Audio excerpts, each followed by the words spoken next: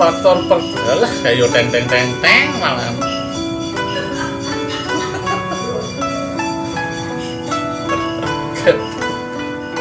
Hai Doroku, welcome back to my channel Rizat BZ.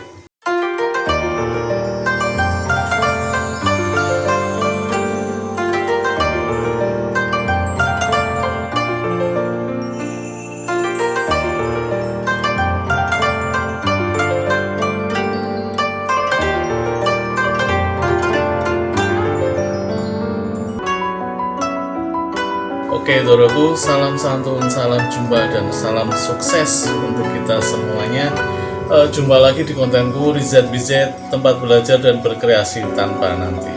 Dengan tidak mengurangi rasa hormat juga kepada Doroku semuanya. Intinya kita di sini belajar bareng Doroku. Kita belajar bareng, kita pinter bareng, dan semoga kita sukses bareng. Good job. Dalam dunia bonsai selalu muncul sebuah pertanyaan filosofis sederhana yang sampai sekarang masih tetap sama. Ini satu pertanyaan yang sederhana namun mempunyai banyak nilai filosofi juga, Doroku. Pertanyaannya adalah, apakah seni bonsai itu? Pertanyaan yang selalu sama dan sederhana itu nyatanya memunculkan banyak pendapat yang berbeda-beda, Doroku. Berbeda dan selalu menarik untuk kita bahas. Karena dalam pertanyaan ini kita tidak hanya mempertanyakan dari satu sudut pandang atau bagian, seperti dalam seni lainnya, kita tidak hanya mempersoalkan karya seni atau produk seni itu sendiri, tetapi juga aktivitasnya, keterlibatan pihak luar, dan proses hingga pencapaian yang dilalui. Dan dalam proses-proses itu juga ada beberapa faktor yang memang erat kaitannya, Doroku. Dan di sini aku ingin bahas beberapa faktor itu masih di segmen ngopi, ngobrol pintar dan inspiratif.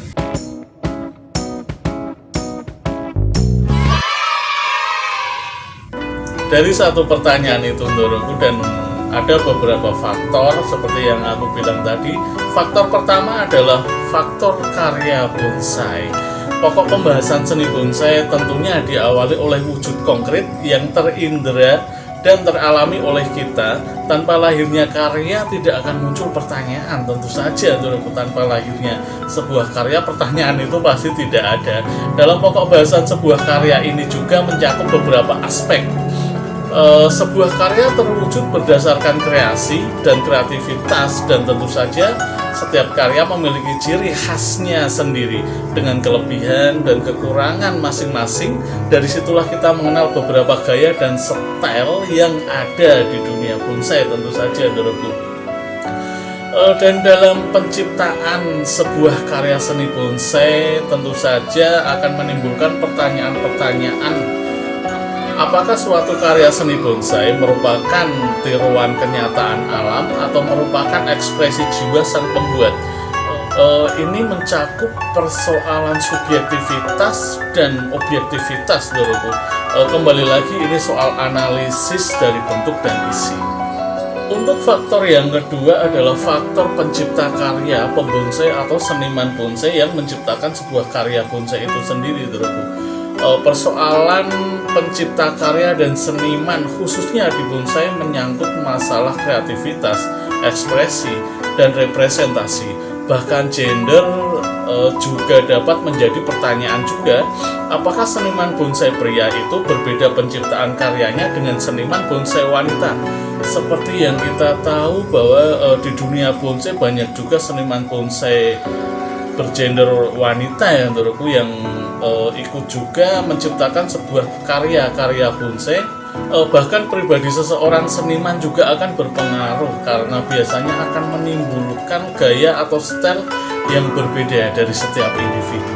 Jadi memang setiap orang, setiap individu punya penciptaan sebuah style atau gaya, bahkan seni eksplorasi seni dari dirinya sendiri ya, Dok. Yang ketiga adalah faktor publik seni. Seni adalah sebuah komunikasi antara pencipta dengan orang yang melihatnya. Seni tidak dapat disebut seni tanpa pengakuan masyarakat seni atau masyarakat umum. Seniman disebut seniman oleh masyarakat karena status yang diperjuangkannya. Jadi perlu dipahami juga Doroku, seni adalah publik, seni itu publik. Maka persoalan-persoalan komunikasi dan nilai-nilai masyarakat penting juga peranannya dalam sebuah penciptaan karya seni tersebut. Walaupun apresiasi, institusi, jarak estetik, dan empati tidak selalu mencakup seluruh masyarakat. Jadi itu semua tidak mencakup seluruh golongan masyarakat Doroku. Terkadang mungkin ada beberapa pihak yang tidak setuju untuk menerima suatu produk seni.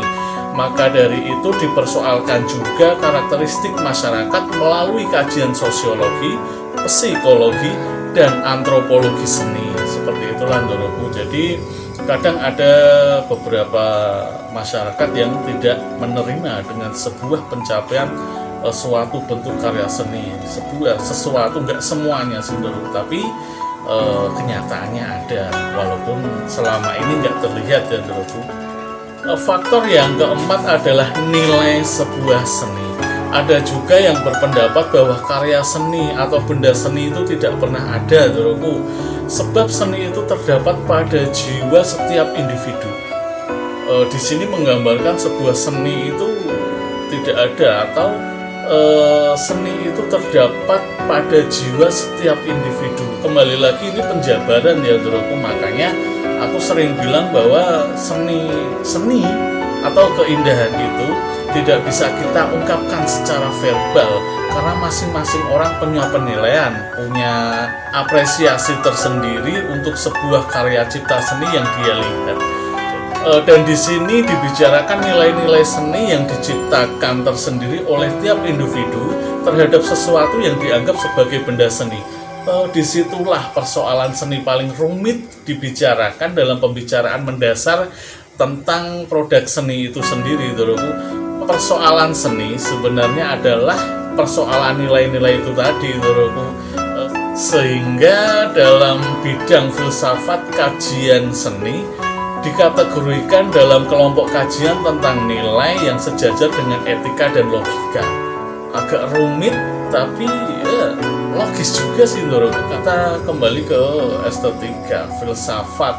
Kajian seni dikategorikan dalam kelompok kajian tentang nilai yang sejajar dengan etika dan logika, karena memang secara mendasar penciptaan suatu seni atau sebuah karya seni itu adalah berdasarkan harus ya Doroku, harus ada etika dan logika juga. Logikanya dengan penciptaan suatu seni dengan gaya atau style kita harus menerima itu, atau kita bisa menyampaikan ke seseorang yang menikmati karya seni kita bahwa ini masih logis, ini masih ada, bukan sekedar khayalan.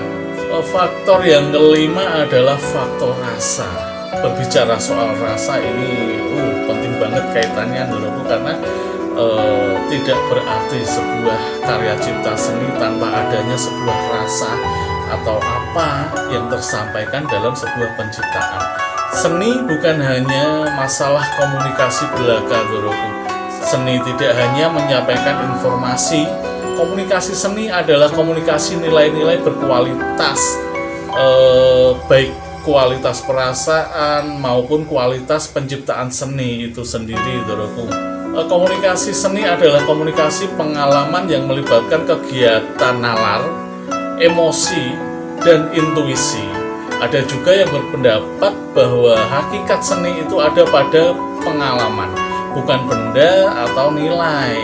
Memasuki pengalaman seni berarti merasakan pengalaman sejenis seperti kita merasakan sebuah pencapaian. Senangnya kita mencapai sesuatu, atau mungkin sedih ya Doroku, sedihnya kita kehilangan sesuatu, atau kepuasan saat kita menciptakan sebuah karya atau hasil dari apa yang kita kerjakan dan itu terapresiasi oleh orang atau masyarakat umum dengan apresiasi yang benar-benar Doroku. Nah, itulah pentingnya faktor rasa di sini. Dan dari semua faktor-faktor yang sudah aku sebutkan tadi Doroku, kita simpulkan persoalan seni ternyata melibatkan berbagai pokok tinjauan antara satu dan lainnya yang berkaitan. Masing-masing pokok seni dapat bersanding dengan baik atau bertentangan. Sedangkan persoalan nilai-nilai akan berkaitan dengan publik, seni, dan konteks sosial budaya. Perlu diingat Doroku, nilai-nilai dalam sebuah seni akan berkaitan dengan publik, seni, dan konteks sosial budaya. Jadi tidak mengabaikan sebuah konteks kebersamaan atau budaya yang ada dalam suatu tempat. Kita juga harus menetapkan dan menerapkan semua itu Doroku. Semuanya memperlibatkan bahwa persoalan seni bukanlah persoalan yang mudah dijawab. Nah, ini penting juga Doroku. Memang sulit untuk kita jawab tentang persoalan sebuah seni.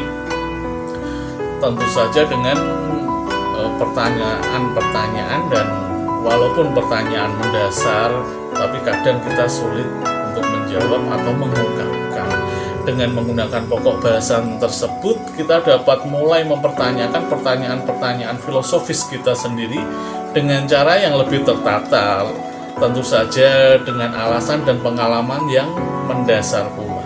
Jadi kembali lagi ini ke sebuah pengalaman. Tentu saja saat kita sudah lama dalam fase atau sebuah karya seni, kita pasti punya banyak pengalaman dan kita punya banyak pemahaman juga, kita punya banyak pengertian juga. Di situ tentu saja ada pertanyaan yang ingin kita tanyakan dan kita ungkap apa sih sebenarnya, dan selalu kita pertanyakan tentu saja kepada seorang senior seniman di atas kita. Dan dari situ nanti kita juga akan mendapatkan jawaban yang tentu saja logis juga seperti pertanyaan-pertanyaan kita.